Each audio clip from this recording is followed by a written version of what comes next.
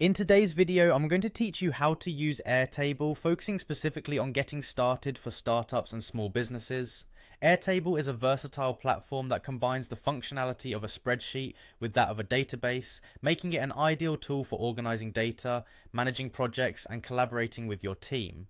To start, let's navigate to Airtable. Open your preferred browser and type in airtable.com. This will take you to their homepage where you can either explore the platform or, if you already have an account, move forward by clicking the sign in button located at the top right of the page. For our tutorial, I'll assume you've already registered, so go ahead and sign in using your credentials. After entering your login details, simply click on Continue to proceed to your Airtable workspace. Once you're in your workspace, you'll notice several options for creating and managing your bases, which are essentially workspaces for your projects.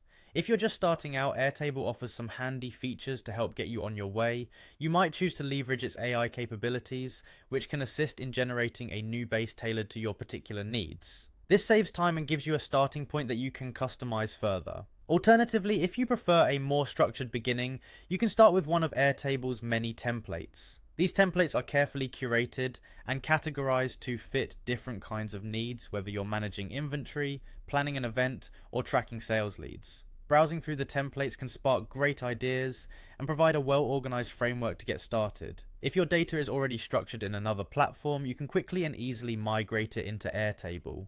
The quickly upload feature is especially useful for bringing in existing spreadsheets. Airtable supports importing data from a variety of sources, allowing you to integrate your operations smoothly. For those who prefer to build from scratch, Airtable also allows you to create a new blank base. Here you have the freedom to set up custom tables, fields, and views that precisely match your workflow.